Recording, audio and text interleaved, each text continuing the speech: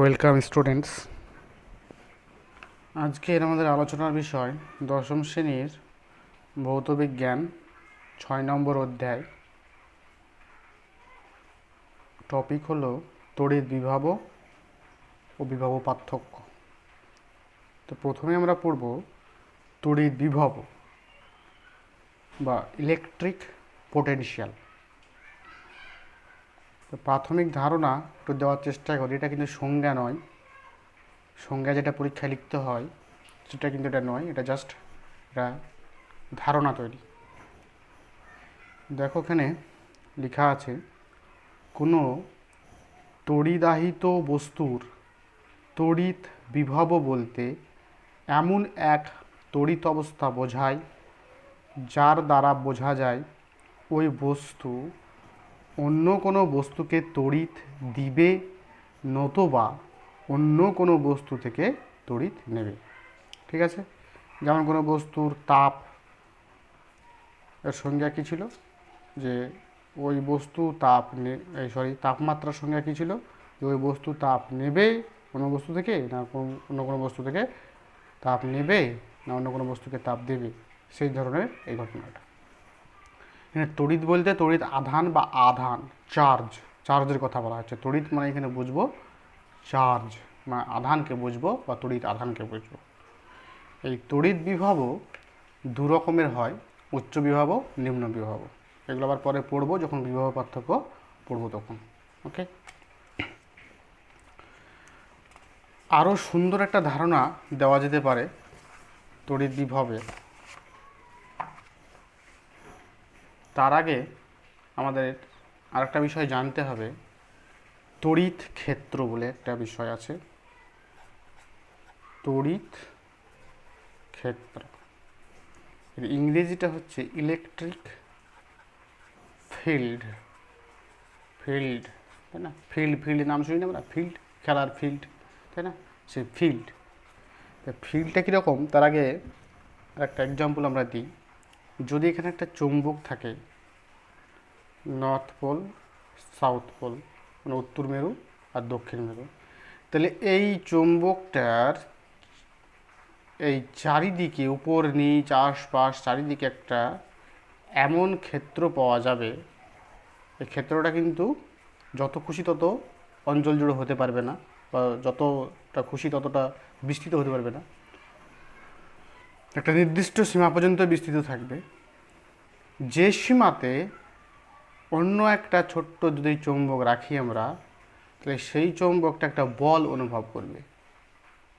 ওকে, এবার এই চৌম্বকটাকে আরও দূরে সরাতে সরাতে যদি নিয়ে যায়, দেখবো এক সময় দেখবো কি, যদি এটা রেখে দিই বাইরে, এটা যদি চৌম্বক ক্ষেত্রটার বাইরে হয়, মানে এই চৌম্বক ক্ষেত্র যদি এই পর্যন্ত বিস্তৃত থাকে, তাহলে এইখানে যদি চৌম্বকটা রাখি তাহলে কিন্তু আর আকর্ষণ বল কাজ করবে না।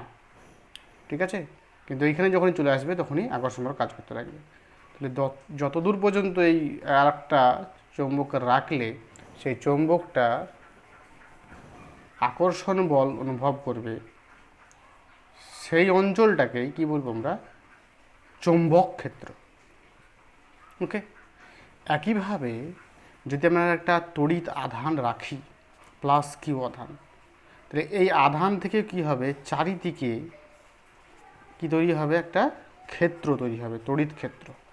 এইভাবে পাশে, নিচের দিকে, উপরের দিকে, ঠিক আছে, এইভাবে উপরের দিকে, চারিদিকে, মানে ঠিক একটা ফুটবল যদি কল্পনা করি আমরা, তাহলে ফুটবলের সেন্টারে চার্জটাকে যদি রাখি, এই আধানটাকে, প্লাস কিউ আধানটাকে, তাহলে ফুটবলের কী হবে, গোলক টাইপের না, চারিদিকেই একটা ক্ষেত্রের সৃষ্টি হবে। ঠিক আছে, তার মানে এই ক্ষেত্র জুড়ে যে আরেকটা যে ছোট্ট আধান রাখি আমরা, ছোট্ট আধান, কিউ নট আধান, খুবই ছোট আধান এটা, তাহলে কি হবে, এই আধান দ্বারা এই আধানটার উপর একটা বল কি হবে, কাজ করবে। এবার এই আধানটাকে যদি একটু সরিয়ে নিয়ে যায়, আরও দূরে নিয়ে যায়, দেখা গেল এই পর্যন্ত নিয়ে আসছি, এই অঞ্চল পর্যন্ত যেখানে রাখছি আধানটা একটা আকর্ষণ বল কাজ করছে, কিউ নটটা যেখানে রাখছি এই অঞ্চলের ভিতর, সেখানে এই আধানটার উপরে একটা আকর্ষণ বল কাজ করছে, কিউ আধানটা। তাহলে এইটাকে বলবো ক্ষেত্র। কিন্তু বাইরে যখন চলে যাচ্ছি তখন কী হচ্ছে, এখানে যদি কিউ নটকে রাখি তখন আরও দেখছি এই কিউ আধানটা কিউ নটের উপর কোনো বল প্রয়োগ করতে পারছে না, মানে কোনো প্রভাব ঘটাতে পারছে না। তাহলে এই যে অঞ্চল জুড়ে এর প্রভাবটা আছে প্লাস কিউ আধানের, সেই অঞ্চলটাকে আমরা কি বলবো? তড়িৎ ক্ষেত্র। ওকে, এবার আমরা পড়ব তড়িৎ বিভব। তড়িৎ বিভব এটা হচ্ছে সংজ্ঞা, তড়িৎ বিভবের সংজ্ঞা এটাই লিখতে হবে পরীক্ষাতে।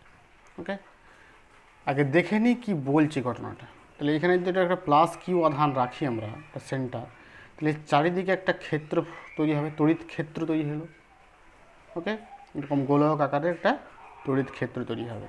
ওকে, ধরে নিচ্ছি আমরা এরকম একটা এই পর্যন্ত আর পর্যন্ত বিস্তৃত সেন্টার থেকে সি থেকে। ওকে, আর এটা পি পয়েন্ট বলছি, এটা ব্যাসার্ধ হয়ে যাবে গোলকের, তাই না? গোলক আকারে যদি ক্ষেত্রটা হয় তাহলে এটা যে সেন্টার হয় তাহলে এই পর্যন্ত একটা ব্যাসার্ধ আর বললাম। ওকে, এবার অসীম দূরত্বে একটা আধান যদি থাকে, ওকে, অসীম দূরত্বে একটা আধান ধরে নিলাম আমরা ছোট্ট হাতের কিউ নট আধান। ওকে, বা এটাকে আমরা বড় হাতের কিউ বলছি, সবচেয়ে ভালো হবে। বড় হাতের প্লাস কিউ এখানে আছে আধান এই সেন্টারে, আর এখানে ছোট হাতের প্লাস কিউ, এটা আধানটা খুবই ছোট। ওকে, প্লাস, কিন্তু প্লাস কিউ আধান, নেগেটিভ হলে হবে না। তাহলে যদি কোনো ব্যক্তি এই আধানটাকে এই অসীম দূরত্ব থেকে এই পি পয়েন্টে নিয়ে আসে, তাহলে কি হবে? দেখো, কুলম্বের সূত্র অনুযায়ী কি এখানে প্লাস কিউ আধান, এটাও প্লাস কিউ, তাদের বিকর্ষণ বল কাজ করবে এদের মধ্যে। তাহলে তুমি যদি এই আধানটাকে এদিকে নিয়ে আসো, তাহলে এই বিকর্ষণ বলের বিরুদ্ধে একটা বল প্রয়োগ করতে হবে তোমাকে, আসবে না তো? ওকে ঠেলে ফেলে দেবে এই বড় কিউ, তাই না? ছোটো কিউকে কী হবে? এদিক দিয়ে ঠেলে দেওয়ার চেষ্টা করবে, এই দিক দিয়ে। তুমি জোর করে এদিকে নিয়ে আসবে, তাহলে তোমাকে একটা বল প্রয়োগ করতে হবে। তাহলে সেই বল প্রয়োগ করে তুমি এদিকে নিয়ে আসবে একে, এইভাবে নিয়ে আস্তে আস্তে আস্তে এই পি পয়েন্টে চলে এলো, এই সোজাসুজি এই রেখা বরাবর নিয়ে এলো পি পয়েন্টে। তাহলে এইখান থেকে এখানে আসতে একটা কার্য করতে হবে তোমাকে, কাজ তো করতেই হবে। বল প্রয়োগ করছো, প্লাস স্মরণ ঘটছে কি না আধানটা, বল প্রয়োগ করলে প্লাস স্মরণ ঘটলো, তো তুমি একটা কার্য করলে, অবশ্যই কার্য করলে ডব্লু, তাই না? এই ডব্লু পরিমাণ কার্য তোমাকে করতে হলো। এবার এখানে একটা বিষয় দেখার বিষয় খুবই গুরুত্বপূর্ণ, এই আধানটাকে যত খুশি তত বল প্রয়োগ করে আনা যাবে না, বা খুবই দ্রুত আনা যাবে না, খুব ধীরে ধীরে, ঠিক আছে? খুবই ধীরে ধীরে, কিন্তু ধীরে ধীরে আধান কিউকে পি বিন্দুতে আনতে হবে। এর কারণ আছে একটা, কেন ধীরে ধীরে আনতে হবে। কারণ কোনো বস্তুর উপর যখন আমরা কাজ করি, বহিস্থ এজেন্ট বা আমরা যখন কাজ করি কোনো একটা বস্তুর উপর, যেমন এখানে এই বস্তুটাকে উপর কাজ করছি আমরা, তাই না? এই বস্তুটাকে নিয়ে আসতে কাজটা করছি, তাহলে আমার যে শক্তিটা বা আমার যে কাজটা সেটা কোথায় যাবে? আমি একটা কাজ করব, সেটা তো শক্তি, আমি তো একটা শক্তি প্রয়োগ করছি, তাই না? শক্তির তো ধ্বংস হবে না, রূপান্তর হবে শুধু। কিসে রূপান্তরিত হলো? যে আমি যে কার্যটা করব সেই কার্যটা রূপান্তরিত হবে এর মধ্যে স্থিতিশক্তি হিসাবে, বা তড়িৎ বিভব হিসাবে সঞ্চিত হয়ে যাবে এই কিউ আধানের মধ্যে। মানে একটা ক্ষমতা তৈরি হয়ে যাবে ওর। যেমন আমরা দম দেওয়া ঘড়িতে যদি দম দিয়ে দিই, তাহলে আমরা কাজ করলাম, সেই কার্যটাই কি হয়ে গেল? ওই স্প্রিংয়ের মধ্যে শক্তি হিসাবে সঞ্চিত, স্থিতিশক্তি হিসাবে সঞ্চিত হয়ে যায়, তাই না? তেমনি এর কিউ আধানের উপরে যদি আমরা কার্য করি, তাহলে আমাদের কার্যটা কিউ আধানে কি হয়? তড়িৎ বিভব বা শক্তি, স্থিতিশক্তি হিসাবে সঞ্চিত হয়ে যায়। যতটা কাজ বেশি করব ততটা এর দম বা পোটেনশিয়াল, ঠিক আছে, বেড়ে যাবে। যে ইলেকট্রিক পোটেনশিয়াল বলছিলাম না, ইলেকট্রিক পোটেনশিয়াল, এই পোটেনশিয়াল মানে কি? দম বা ক্ষমতা, এবিলিটি, এরকম। তাহলে যত কাজ বেশি করব আমরা, তত শক্তি এর মধ্যে, কিউ এর মধ্যে জমা হবে, তত বেশি শক্তি জমা হবে। ওকে, তার মানে যত বেশি দূরে নিয়ে যাবো ইনফিনিটি থেকে, যত এর কাছে নিয়ে আসবো, তাই না? এই পি এর এদিকে যত বেশি নিয়ে আসবো, তাই না? মানে এইখানে যদি দেখি কতটা শক্তি জমা হলো, এখানে যদি দেখি এখানে নিশ্চয়ই শক্তি বেশি জমা হবে। তার মানে যে কার্যটা করছি এখানে নিয়ে আসতে যে কার্য করতে হলো, এখানে নিয়ে আসতে কার্য বেশি করতে হবে। তার মানে এই জায়গার আমাদের তড়িৎ বিভবও কম হবে, এই জায়গার তড়িৎ বিভবও বেশি হবে। তার মানে আমাদের কার্যটা রূপান্তরিত হয়ে যাচ্ছে তড়িৎ বিভবে। এবার আমাদেরকে খুবই ধীরে ধীরে এখানে কার্যটা করতে হচ্ছে। তার কারণ একটাই, আমরা যদি বেশি তাড়াতাড়ি নিয়ে আসি তাহলে বস্তুর মধ্যে কি হবে, একটা ত্বরণ সৃষ্টি হয়ে যায়, তাই না?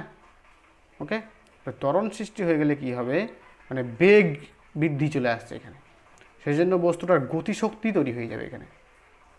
তার মানে আমাদের কার্যটা আমরা চাইব কি, আমাদের যতটুকু কার্য করছি যেন সম্পূর্ণটাই যেন এই কিউ এর মধ্যে তড়িৎ শক্তি হিসাবে বা তড়িৎ বিভব হিসাবে যেন জমা হয়। কিন্তু আমরা যদি খুবই দ্রুত এখান থেকে নিয়ে আসি তাহলে কী হবে, আমাদের সম্পূর্ণ কার্যটা এই তড়িতের মধ্যে, আধানের মধ্যে জমা হবে না।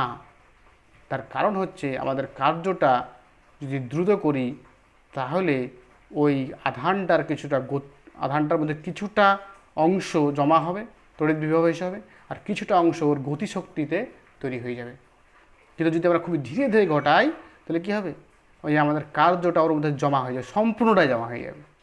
তাহলে স্থিতিশক্তি হিসাবে শুধু জমা হবে, কারণ খুবই ধীরে ধীরে করলে আমরা বেগ বৃদ্ধি করছি না, তাহলে গতিশক্তি তৈরি হবে না, বেগই তো নাই এরকম মনে হচ্ছে, তাহলে গতিশক্তিও নাই, ভি জিরো হয়ে যাচ্ছে বা ভি এর বৃদ্ধি জিরো হয়ে যাচ্ছে, সেজন্য তার গতিশক্তিও জিরো। তাহলে আমরা চাইব কি, আমরা যতটুকু কার্য করছি তার সম্পূর্ণ অংশটাই যেন এর মধ্যে তড়িৎ বিভব হিসাবে সঞ্চিত হয়ে যায়, যেন গতিশক্তিতে রূপান্তরিত না হয়। সেই জন্য খুব ধীরে ধীরে এই ইনফিনিটি থেকে এই পয়েন্টে নিয়ে আসতে হবে, খুবই ধীরে ধীরে। তার কারণ কি, যেটা আমাদের সম্পূর্ণ কাজটাই তার মধ্যে সঞ্চিত হতে পারে, যেন গতিশক্তিতে রূপান্তরিত না হয়। দ্রুত নিয়ে আসলেই গতিশক্তিতে রূপান্তরিত হয়ে যাবে। ওকে, এবার সংজ্ঞাটা দিই আমরা। সংজ্ঞা, তড়িৎ বিভবের সংজ্ঞা, ঠিক আছে?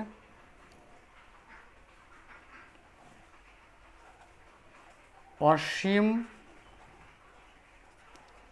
দূরত্ব থেকে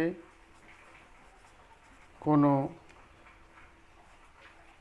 একক ধনাত্মক আধানকে তড়িৎ ক্ষেত্রের কোনো বিন্দুতে আনতে কৃতকার্য, যে কৃতকার্যকেই অসীম দূরত্ব থেকে কোনো একক ধনাত্মক আধানকে তড়িৎ ক্ষেত্রে কোনো বিন্দুতে, আধান কী হবে, তড়িৎ ক্ষেত্রে কোনো বিন্দুতে আনতে কৃতকার্যকেই ওই বিন্দুর তড়িৎ বিভব বলে। খুবই গুরুত্বপূর্ণ একটা সংজ্ঞা। একবার সংজ্ঞাটা বুঝে নিই তাহলে। অসীম দূরত্ব, এই যে অসীম দূরত্বে আছে কে, প্লাস এক একক আধান, এটা আমরা ধরেছিলাম কিউ পরিমাণ আধানকে, তাই না, এখানে নিয়ে আসছি। কিন্তু তড়িৎ বিভবের সংজ্ঞা দেখলে কী করতে হবে, যদি আমরা 1 কুলম আধানকে খুবই ধীরে ধীরে অসীম থেকে তড়িৎ ক্ষেত্রের এই বিন্দুতে নিয়ে আসি, ঠিক আছে, তাহলে যে কাজ করতে হবে, ঠিক আছে, তাহলে কি বলবো, তাকেই ওই বিন্দুর তড়িৎ বিভব বলবো। মানে পি বিন্দুতে তড়িৎ বিভব, যদি আমরা ভিপি বলি, তড়িৎ বিভবকে ভি দিয়ে প্রকাশ করা হয়, বড় হাতের ভি দিয়ে প্রকাশ করা হয় তড়িৎ বিভবকে, বড় হাতের ভি দিয়ে প্রকাশ করা হয় তড়িৎ বিভবকে। তাহলে পি পয়েন্টে তড়িৎ বিভব আমরা ভি সাফিক্স পি যদি বলি, তাহলে প্লাস 1 কুলম আধান কোথায় আছে যেন, অসীমে, তাকে তুমি নিয়ে আসছো কী করে, খুবই ধীরে ধীরে ধীরে ধীরে পি পয়েন্টে নিয়ে আসছো, তাহলে যে কাজ করতে হবে তাকে বলবে কি, পি পয়েন্টের তড়িৎ বিভব। সেটাই এখানে বলা হচ্ছে। অসীম দূরত্ব থেকে কোনো একক ধনাত্মক, এটা খুবই গুরুত্বপূর্ণ কথা, একক এবং ধনাত্মক, ঋণাত্মক হলে হবে না, যে প্লাস 1 কুলম, তাহলে প্লাস মানে ধনাত্মক আর 1 নয় একক আধানকে তড়িৎ ক্ষেত্রে, যে তড়িৎ ক্ষেত্রের বিন্দু এটা পি বিন্দু, কোনো বিন্দুতে আনতে কৃতকার্য, মানে অসীম থেকে প্লাস 1 কুলম আধানকে এই বিন্দুতে আনতে যে কার্য তোমাকে করতে হলো, সেটাই কী হবে, ওই বিন্দুর তড়িৎ বিভব হবে। মানে এখান থেকে 1 কুলম আধানকে এখানে নিয়ে আসলাম, যে কার্য করলে সেই কার্যটা এই 1 কুলম আধানের মধ্যে সঞ্চিত হয়ে যাবে এই জায়গাতে এসে। ঠিক আছে, সম্পূর্ণটাই সঞ্চিত হয়ে যাবে। ওকে, তাহলে এখান থেকে আমরা পরিমাপটা কী করে করবো দেখি। তড়িৎ বিভবের পরিমাপ, বিভবের পরিমাপ। ওকে, তাহলে যে অসীম দূরত্ব থেকে আমরা, আচ্ছা, কিউ পরিমাণ, কিউ আধানকে অসীম থেকে পিতে, তাই না, আনতে কৃতকার্য। অসীম থেকে হয়ে পড়বো, অসীম থেকে পিতে আনতে কৃতকার্য কত কত বলেছিলাম? কৃতকার্য সমান ডব্লু বলেছিলাম না, ডব্লু একক, একটু আগে বললাম। এবার তড়িৎ বিভব মানে কি? তো তড়িৎ বিভব তাহলে কত এর? যখনই বলবে তড়িৎ বিভব, সঙ্গে সঙ্গে মাথায় নিয়ে আসবে কতটুকু চার্জকে নিয়ে আসতে হবে ওই বিন্দুতে, প্লাস 1 কুলম আধানকে নিয়ে আসতে হবে। যখনই তড়িৎ বিভব চাইবে মাথায় সঙ্গে সঙ্গে আসবে অসীম দূরত্ব থেকে কি কত কুলম চার্জকে নিয়ে আসতে হবে, প্লাস 1 কুলম চার্জকে। তাহলে প্লাস 1 কুলম আধানকে, তাই না, অসীম থেকে পি বিন্দুতে আনতে কৃতকার্য কত, ডব্লু বাই কিউ হবে কি না? ও কি নিয়মে এত একক হবে, হবে কি হবে না? আর এইটা মানে তো বিভব, এটা তো বিভবের সংজ্ঞা, যে একক ধনাত্মক আধানকে অসীম থেকে, তাই না, ওখানে নিয়ে আসতে কৃতকার্য। তাহলে ভি সমান কি লিখতে পারি দেখো, ডব্লু বাই কিউ লিখতে পারি কি না? এটাই ফর্মুলা। তাহলে বিভব সমান কি লিখলাম আমরা, কৃতকার্য বাই আধান। খুবই গুরুত্বপূর্ণ ফর্মুলা, নোট করো। এবার দেখো, তাহলে বিভব সমান আমরা দেখলাম কৃতকার্য বাই আধান, তাই না? তার মানে ভি সমান কি দেখলাম, ডব্লু বাই কিউ। ওকে, ছোটো হাতের কিউ, ডব্লু বাই কিউ। তাহলে ডব্লু সমান কি লিখতে পারি দেখো, কোনাকুনি গুণ করলে, তাহলে ডব্লু সমান লিখতে পাচ্ছি দেখো কিউ ইন্টু ভি। এই ফর্মুলাটা মনে রাখবে, ডব্লু সমান কিউ ভি। আমরা দেখেছিলাম ওয়ার্ক ডান বা কৃতকার্য, এতে মানে বলবিজ্ঞানে দেখেছিলাম যে ডব্লু সমান কি দেখেছিলাম, বল ইন্টু সরণ, তাই না? কিন্তু তড়িতের ক্ষেত্রে কৃতকার্য কি দেখো, কিউ ইন্টু ভি। এটা যেন মনে থাকে ভালোভাবে। মেকানিক্সের ক্ষেত্রে কি, বলবিজ্ঞানের ক্ষেত্রে কৃতকার্য সমান কি, বল ইন্টু সরণ, এটা জানি আমরা। এখান থেকে অ্যাকচুয়ালি এটা আসছে। ওকে, এটাই হচ্ছে মেন বেসিক ফর্মুলা, এটাই কৃতকার্য সমান বল ইন্টু সরণ। এখান থেকে এটা আসবে, উঁচু ক্লাসে যে বুঝতে পারবে যদি কেউ সায়েন্স নিয়ে পড়ো। ওকে, তো এই বলবিজ্ঞানে দেখেছিলাম আমরা কি ডব্লু সমান এফএস, কিন্তু তড়িৎ বিজ্ঞানে দেখলাম কি ডব্লু সমান কিউ ইন্টু ভি, দুটোই ঠিক। তাহলে তড়িতের ক্ষেত্রে যখনই আসবে তখন কৃতকার্য কী হবে, কিউ ইন্টু ভি। বল ইন্টু সরণ তখন ভুলে যেতে হবে, কিউ ইন্টু ভি হবে। ওকে, এবার আমরা দেখব তড়িৎ বিভব একটি স্কেলার রাশি। কারণ কি, তড়িৎ বিভব মানে কি দেখলাম, ভি সমান ডব্লু বাই কিউ কিনা। কার্য কি স্কেলার রাশি, আধানের স্কেলার রাশি, সেজন্য ভিও স্কেলার রাশি। এবার আমরা দেখব তড়িৎ বিভবের মাত্রা। তাহলে তড়িৎ বিভবের মাত্রা সমান দেখো, তো তড়িৎ বিভবের ফর্মুলা কি, কার্য বাই সময়, আধান। তাহলে তড়িৎ বিভবের মাত্রা সমান কী হবে, কৃতকার্যের মাত্রা বাই আধানের মাত্রা লিখতে পারি। এবার কৃতকার্য সমান কি দেখো, তাহলে উপরে তো কৃতকার্যের মাত্রা লিখতে হবে, তো কৃতকার্যের মাত্রা তো মনে থাকবে না আমাদের, মনে থাকলে খুবই ভালো, এখানে বসিয়ে দিবে ডাইরেক্ট। ঠিক আছে, কৃতকার্যের মাত্রা হবে ml square ten to the power -2, আমরা বার করবো যদি মনে না থাকে। আর আধানের মাত্রা হবে আইটি। দেখে নিচ্ছি কী করে হচ্ছে কৃতকার্যের মাত্রা ml square ten to the power -2, যদি মনে না থাকে আমি যেভাবে বার করছি বার করে নেবে, বসিয়ে দেবে এখানে। ওকে, দেখো কৃতকার্য সমান কি, বল ইন্টু সরণটা তো আমরা জানি, বললাম এটা বেসিক ফর্মুলা কি কৃতকার্যের, এই যে একটু আগেই বললাম বল ইন্টু সরণ। ঠিক আছে, তাহলে মাত্রা বার করার সময় কিন্তু বেসিক ফর্মুলাটাই বসাতে হবে, কৃতকার্য সমান বল ইন্টু সরণ। তাহলে বলের মাত্রা আমরা কি জানি, ml টু দি পাওয়ার -2। যদি বলের মাত্রা মনে না থাকে তবুও বার করা যাবে, আমরা শিখেছিলাম ক্লাস 9-এ। সরণের মাত্রা এল। ওকে, তাহলে এখানে গুণ করে দিলে M L square to the power minus two, দেখো কৃতকার্যের মাত্রা হয়ে গেল, দিয়ে বসিয়ে দিলে এখানে, তাহলে M L square to the power minus two হলো। এবার আমাদের পড়তে হবে কি আধানের মাত্রাটা। আধানের মাত্রা কী হবে? আধানের মাত্রা জানার আগে তড়িৎ প্রবাহ মাত্রা বা তড়িৎ প্রবাহ কারেন্ট যেটাকে বলা হয়, ঠিক আছে, ইলেকট্রিক কারেন্ট, এর সংজ্ঞাটা জানতে হবে।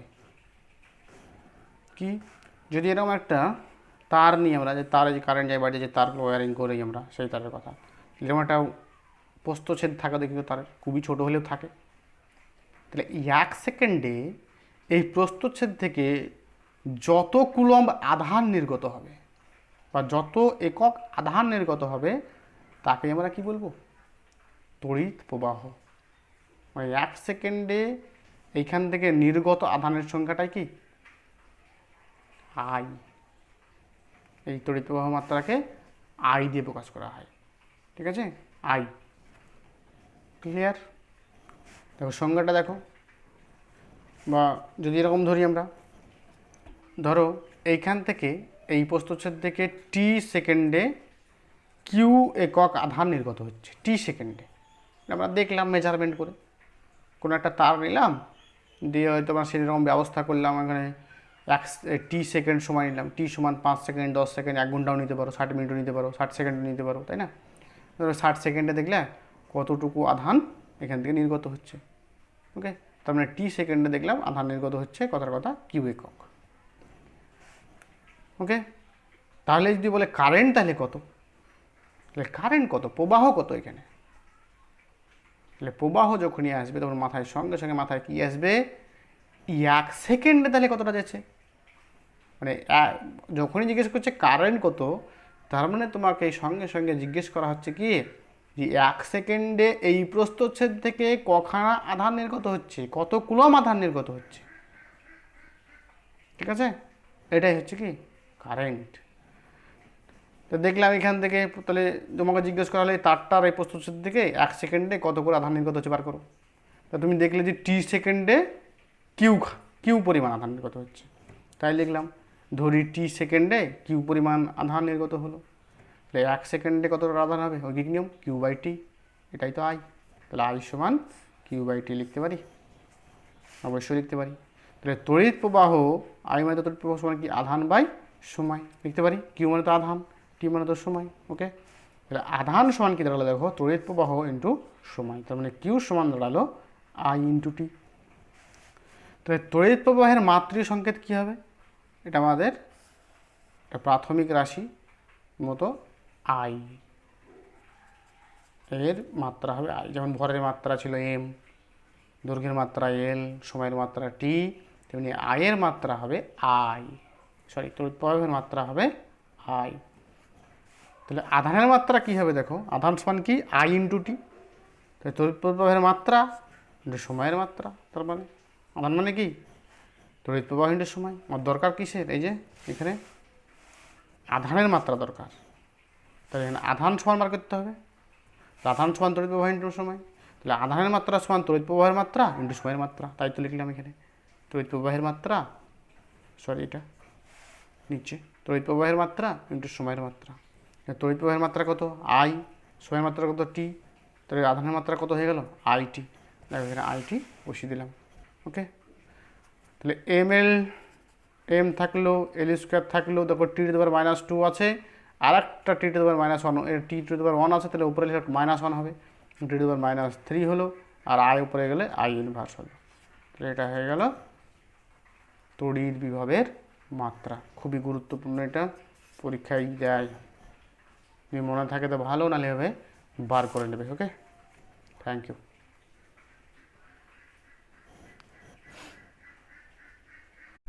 আজকে এ পর্যন্তই, পরের দিন আমরা পড়ব বিভব পার্থক্য।